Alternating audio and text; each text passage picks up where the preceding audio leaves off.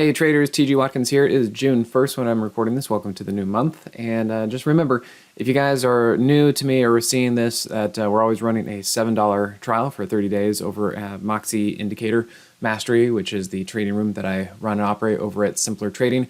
We also, of course, have the Moxie Indicator on StockCharts.com. So go check that out if you guys love their program, and you can get the Moxie Indicator there as well. And then, of course, we have any kind of classes and supporting documentation that you guys might need with it. Also, and if you come over to Twitter at Profit Pilot or TG Profit Pilot, and you scroll down a little bit, my dad and I were out flying over Memorial Day weekend, and this is a video of us flying our Glass Air 3, which is a pretty fun, fast airplane. And so, yeah, I thought we got a lot of pilots out there who like to trade stocks, and so I want to make sure you guys kind of see some of the fun stuff that I put out there. But yeah, want to let you know where that is. All right, now, if we kind of look into the breadth, which I have been finding to be relatively important just to kind of get a sense of the market, and I'll show you a couple other things as well. What we have been seeing is it's pretty much a stock picker's market. It is not a rising tide lifts all boats situation. We've got to find the handful of stocks that are doing pretty well. The NASDAQ, of course, we've been doing okay, but, we've really got this bifurcated market where we are making new highs, but at the same time, we're making a fair number of new lows. So we definitely have stocks going in both directions. And another way that we can look at this is we look at breadth, and we look at the number of stocks over their 20-day, over their 50-day, and over their 200-day. And, it's kind of just been mediocre. We really have half the stocks up and half the stocks down. And a lot of stocks are just kind of not doing much. So that's something to look at, and you can clearly see that these lines are not matching what the market is doing. Unlike back here where we could see that stocks were up and rising with the market, we're not really seeing that right now. And then we can come over to the SPX, and we can see it's even worse. The SPX is gently rising, but we can see that the number of stocks over their various key moving averages are not really responding. So again, if we look at this, then we can see here that the new highs are kind of bleeding off and the new lows are gradually kind of increasing. So yeah, it is not the greatest market out there. Yes, there are names that are up and doing well, and there are names that are moving, but they're challenging, and you got to find exactly the right ones that are doing it. Now, another thing that I wanted to show you guys is the put call ratio. And if you kind of look here, I like the way that this view is. We can see that any time right here that the put call ratio gets low, that is the high in the market. So low put call, high market, low put call, high of the market, low put call, high of the market.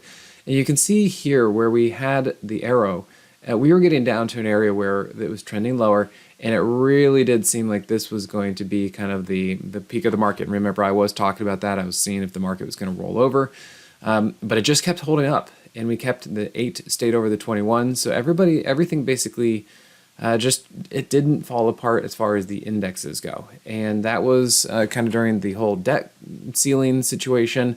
And you can see that the put call kind of rose and reset a little bit, which gave us some time and gave us some ammunition for the market to then lift a little bit. But now you see we're right back down to that area. We're getting right back into the area where, at least according to the put call, we do tend to, signal the top of the market. So, we got to be kind of careful out there about what we're trying to get with this market. And, if we kind of come over here, and I'll show you some of the markets and kind of what we're going on with that. Okay, so the SPY is okay. I can't really say anything negative about it. It is moving up. The Moxie indicators are up. It's a little bit choppy, but it's doing it. It's going, and so be it. The thing where I would like to say is over at the NASDAQ.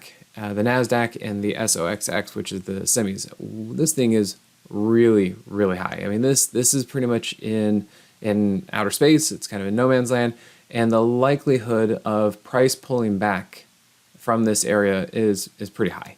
So, and the question is just how big or how drastic of a move to the downside is this going to be? And that's what we don't know, But last time you can see where price got outside of that third ATR, there was a bigger pullback. Or at least price when it got to the third ATR, there was a pullback. And so, yeah, we are up in kind of the nosebleed section where we need to be very, very careful about this. because, yeah, as I said, yes, there are things moving, but this is really far up there, and it's going to need some sort of rest and break. Now, is it going to be a gentle pullback, and is it going to be into strength? We don't know yet. Or is it going to come down fairly hard because what goes up must come down kind of thing. So we see that, and then if we look at the VIX, clearly not getting any traction.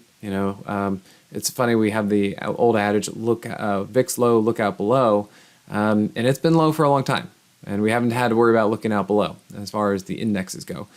Individual stocks have been a different story for sure. And then if we look at the UVXY, same kind of deal. Not much going on here, nothing that we can really work with. That, yes, price has just been going down, so there's kind of like no fear in the market, and that's mostly because it's reading off of the index, and the index is skewed to the handful of mega cap stocks that are up and doing well. Then we can kind of come over to the IWM, and there's not much to say here. Not much to say. We talked about in this area where I was looking for price to run up into the underside of the daily 50 and then roll over, which it did, with the Moxie indicator significantly below zero. I mean, this is very, very different than what we've been seeing before. And right when it should have gone lower, it went higher. And I'll show you this. If we look at XRT, this is exactly what I was expecting from the IWM. I mean, look at this. That makes a lot of sense. And that was just simply a beautiful situation and exactly what I was expecting from the IWM, because you can see each other time where it had price going up and the Moxie indicator going up, you can see this was definitely different. We had price running into the underside of the daily 50. The Moxie indicator was down below zero and staying. This was what I was thinking that the IWM was going to do. And even in through here, you could see that the 8 stayed below the 21, and price continued to run into the daily 50 and the Moxie indicator below zero. That very much makes sense. That was XRT. And then again, if you compare it to the IWM, basically the same situation. Right there, and oh, you know what? Nope, we're going to go up. So whatever they did to defend this thing and pull it up and keep it up, there you go. And now the question is, can it hold the daily 50 and move higher? Or is this going to actually end up being an inverse trampoline move? And remember, that is when price is over the daily 50 or over the 50 and the Moxie indicator is below zero. We don't quite have that answer yet. It clearly has not been going much of anywhere. And this is a possible trampoline move on the hourly chart, maybe even a double bottom. So we're definitely stuck between a rock and a hard place on something like this. And then if we look at the SOXX, again, in outer space, and likely price is going to come back down. Now, is it going to come back down in a crashing sort of way, or is it going to kind of come down in a nice orderly pullback sort of way? That we just don't know. It's going to be up to the market and see how it does, but it is extremely risky to be trying to initiate longs up here, because this just does, it's going to take some time. This is going to have to fix itself, repair itself, pull back a little bit.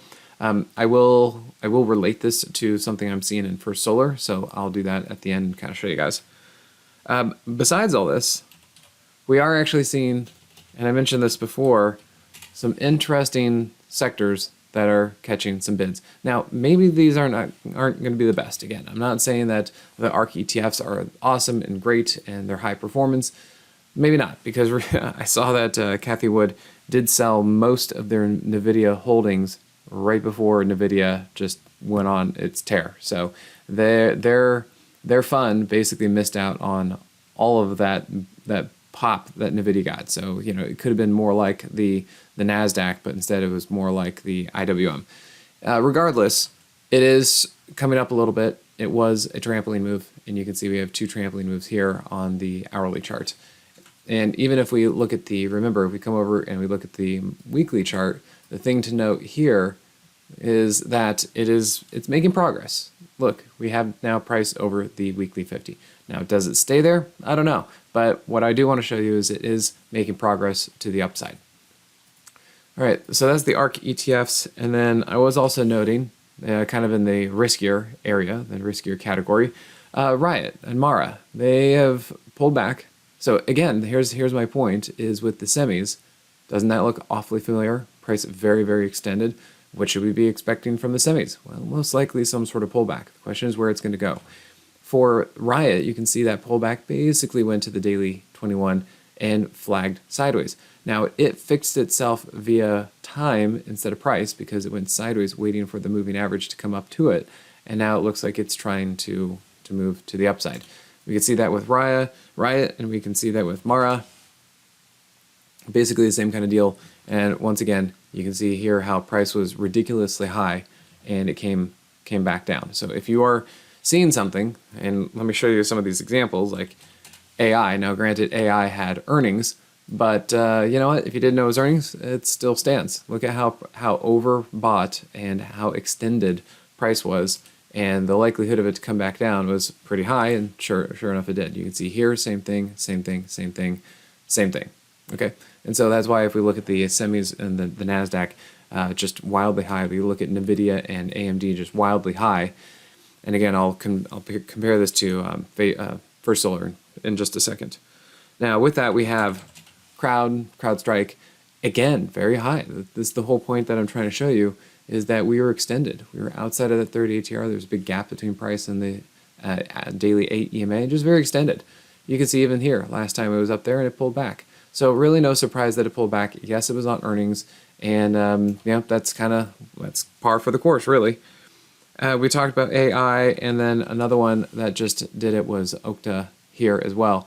And to show you just some commonality, extended, extended, extended, pullback, big pullback, huge drop. Now this one was on earnings. I think the other one was up and whatever on earnings. But there you go. Even from just a technical standpoint, whether it was earnings or not, it was just not a great place to chase or get long or initiate. Now let me show you First Solar, and if we look at here at the daily chart, again, going back to that idea of you don't really want to chase. You can understand that something maybe can go for a while, but you got to realize kind of when you're, say, in this area where you're really up off of the outside of that 30 ATR or running that 30 ATR, and you're pretty far away from moving average support. And look what happened, pullback, and then you get the next move up, getting pretty extended, pullback, extended, pullback, extended, pullback. So yes, this was up the whole time, but something like this just kind of shows you don't go buy here, you want to buy here. Don't buy here, buy here. And that's the same thing with, gosh, let's talk about AMD. Where do you want to buy? Not here, not here, not here, not here. Okay, so there's not the areas that you want to buy. If anything, you take profit off, and something to that extent. So yeah, keep an eye out for that. These things are pretty darn frothy.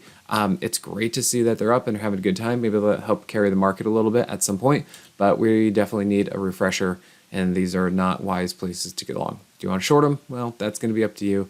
And if you think it can be lucrative to come down, or be careful, sometimes they can go sideways too. All right, everyone, thanks again. Hope you had a good time. And remember, if you enjoy kind of looking at the pilot stuff, you can come over to my my page here, and you guys can check out the fun stuff. All right, thanks again. See you next time.